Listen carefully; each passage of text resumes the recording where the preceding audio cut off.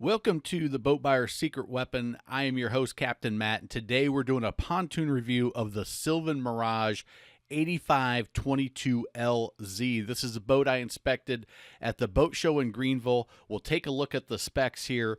The overall length is 22 feet 10 inches. The beam 8.6, which is the common beam for most 20 plus foot pontoons in the industry. The max horsepower is 150 with double tunes and 250 with the triple tune setup, which is what we inspected. Dry weight 2,175, fuel capacity 38 gallons, tube diameter the industry standard 25 inches, and I would put this the 8522 in the mid-tier category quality-wise, and the tube gauge is 0.08 mils. So let's do a little bit of a recap of Sylvan as a dealer or as a manufacturer. They were started in the 40s on Sylvan Lake in Willowcottville, Indiana. They were then bought by the former Starcraft owner Harold Schrock in the 70s, and now they are part of Smokercraft, which owns Starcraft, Smokercraft, Sylvan, Sunchaser, with Starcraft, Sylvan, and Sunchaser being the pontoon brands. And I would say Sylvan is the higher end of all of those brands. Now, they're still privately held. Smokercraft is privately held by the Schrock family and the Smoker family, Doug Smoker and Phil Smoker, president and VP of sales, and they're built in New Paris, Indiana. They did come up with the RPT technology, kind of playing around with the tube design. They still have that offering. They came out with that in about the mid-2000s, and they have some other tube setups as well. So the warranty from Sylvan, they've got the lifetime plus 6 warranty. They call it the best in the industry. It definitely is not the longest. There are some manufacturers with 10-year, but they've got a limited lifetime on the decks, the tubes, and the transom. So basically everything from the plywood decking down has a lifetime warranty on it from manufacturer defect, and then 6 years limited warranty on the marine grade carpet, the upholstery, the electronics. It is transferable to the second owner. It does include parts and labor. What you need to check with your local dealer is it a tiered structure over that time where in the 6 years they'll do 100% in year 1, 90% in year 2, 80% in year 3, 70% year 4, and down the line? Or will they cover 100% over the entire life of the warranty? A couple of important details to know. And then again, in my opinion, I say it in almost all of my review videos, more important than the actual manufacturer of the boat, you want to get the quality level that you want. It's the dealer relationship. So is the dealer, do they have a good relationship with the manufacturer, and will they be able to get your warranty issues approved so that can be done over warranty? Will they be easy to work with? Are they nearby that they can support you? Because that dealer relationship in boating is incredibly important. So I always say if you're stuck on 2 different brands and you really like both of them, go with the dealer that you like best. I think that's the tiebreaker, and maybe even there's not a whole lot of difference between boat to boat when you narrow it down to the quality level, and that will typically be by price. You have a pretty good idea of where it's at. Is the dealer that you have the best connection with, that you feel is going to support you best locally, is the place I would go personally. So this is the actual boat that we looked at. It's powered with the 150 Mercury. It was a tri-toon, and the specs that we just went through there. So let's take a look at the layout. And basically the LZ is the center walkthrough with the dual lounges in back and the dual captain's chairs. Now, I'll tell you, this dual captain's chair layout is one of my favorites because it allows, if you're just 2 people out in the boat, it allows you to have a conversation while you're cruising, Traditionally, that L-shaped seating would kind of start back here, and it puts that person that would sit next to you facing sideways and back behind the captain, or up in front facing forward and way in front of the captain where it's hard to have a conversation. So I really like that layout. I'm glad that manufacturers came up with that about 5-7 years ago, I think, is when that came out.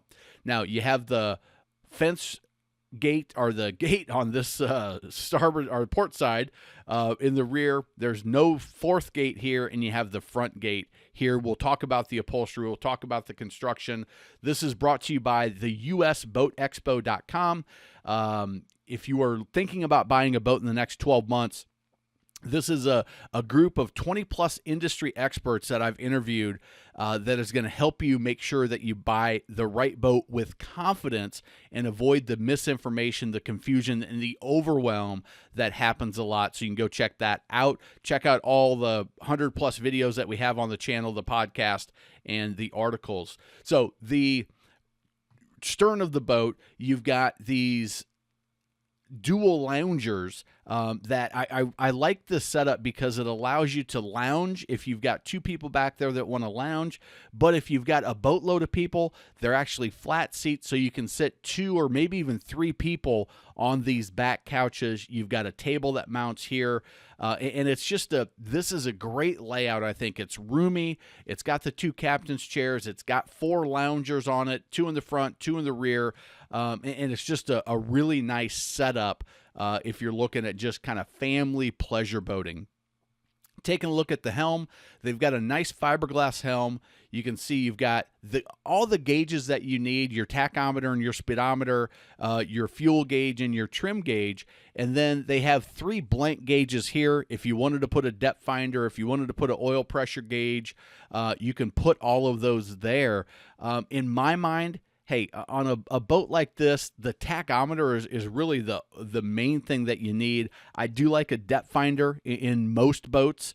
Kind of depends on the water that you're running in and you know, what the depth of the water is.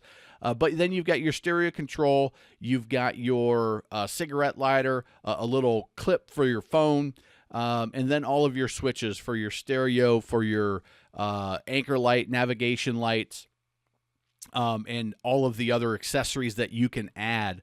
But you also have a blank spot right here. If you wanted to put some electronics, a Garmin, something like that, a fish finder, you can mount that as well. And then your Mercury binnacle control, which is nice. And this has the tilt wheel, and I believe this is an upgraded steering wheel from the standard.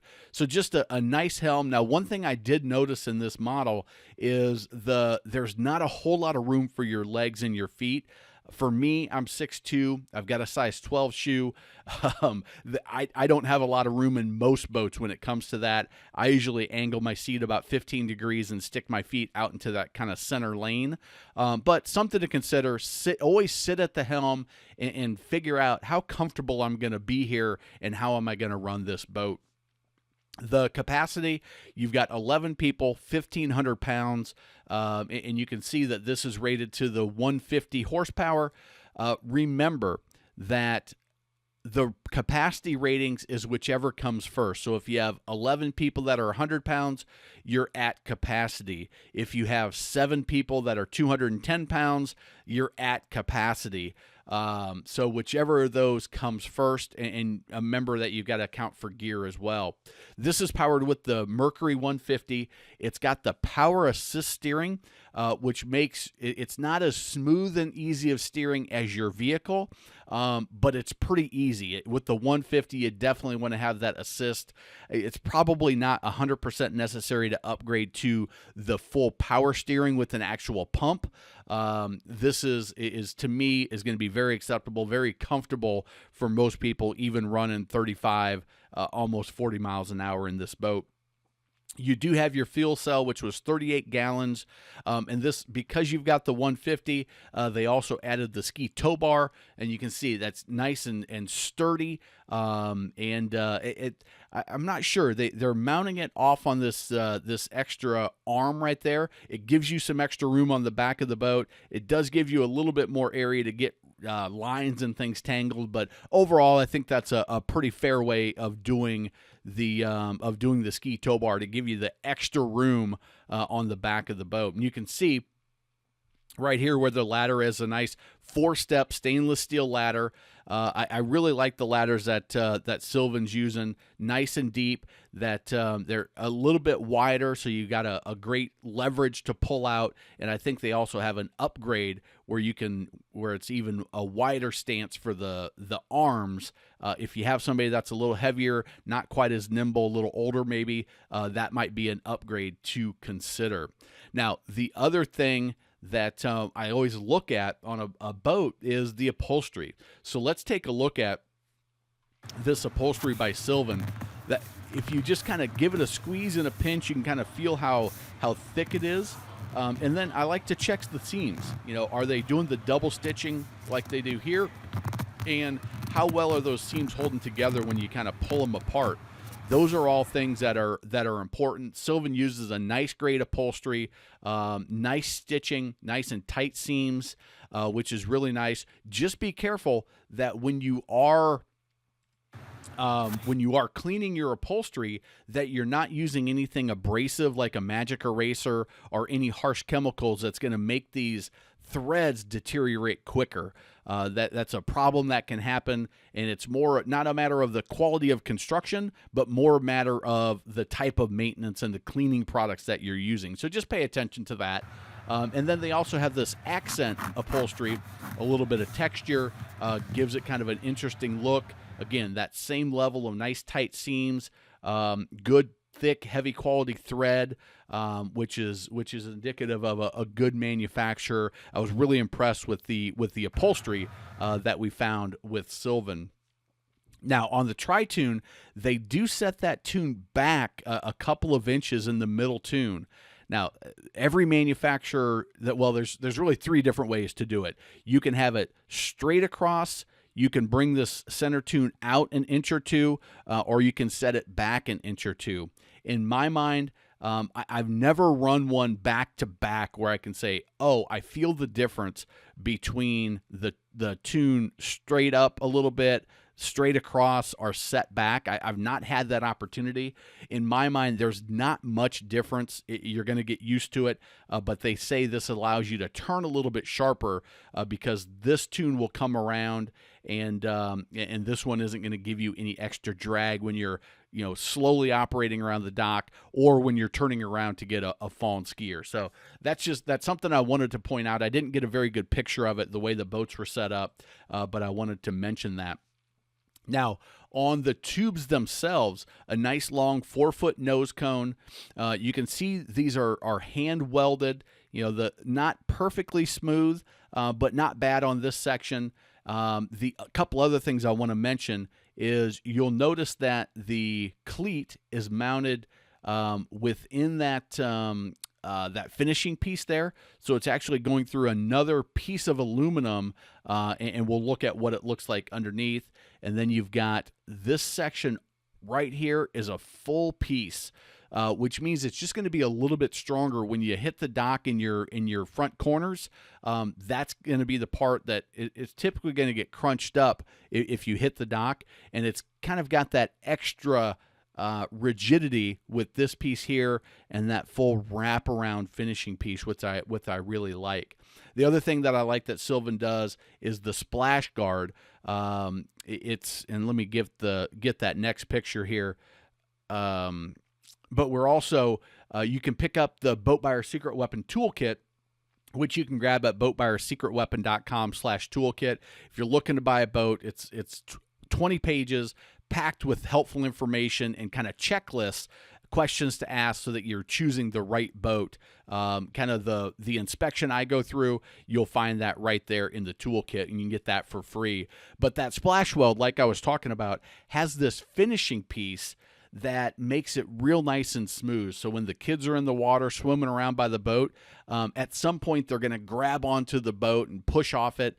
And this just makes it's nice and finished. They're not going to cut a finger or get injured. So I really like how they do that. Just a little bit something extra that a better manufacturer will do that the more value manufacturers kind of skip over that part. So that's something that that is a little bit different. Now, this is the weld on the Pontoon, the tube. It's not the prettiest weld that you're going to see. You got to remember, these boats are very much built by hand. So if I'm looking at a new pontoon, I'm going to check over that welds on all of the tunes, everywhere there's a weld, and just kind of get a sense for what's the quality. If there's going to be a leak, it's going to be in one of those welds. Typically is where you're going to find a little pinhole that didn't get sealed completely. So always check the welds on the pontoons. Now, again, looking at the mounting of the outboard, I think we've already looked at this here, but let's take a look at the structure of that engine pod. So you can see here a nice heavy-duty gauge aluminum for the engine pod. Again, a little bit sloppy weld here on this corner where it's attached. There, again, somebody is doing this hand-welded. It may have just been this particular boat, but you can see the weld's a little bit cleaner here, but I do like how thick and durable it is on this 150 especially. And then the weld inside that engine pod is much cleaner, much better looking. Just when you're shopping for pontoons, look at these little things. It's going to tell you the level of quality of that manufacturer and of that particular boat. Again, there's a person doing this individually, so one may be a little bit different, a little bit better than the other. Now, the other thing that Sylvan does is they use these nice heavy hat channels that kind of have this little raised ridge. It's going to give it a little bit more structure and stability. And then that U shape, which is a very strong shape in the construction process, and that is bolted then to the risers, those brackets that are then welded to the pontoons themselves. You can see it here a little bit different angle. You can see that bracket. They're spaced out on this boat, and with the aluminum skin, you're actually looking from the outside is really going to be the only place you're going to see this.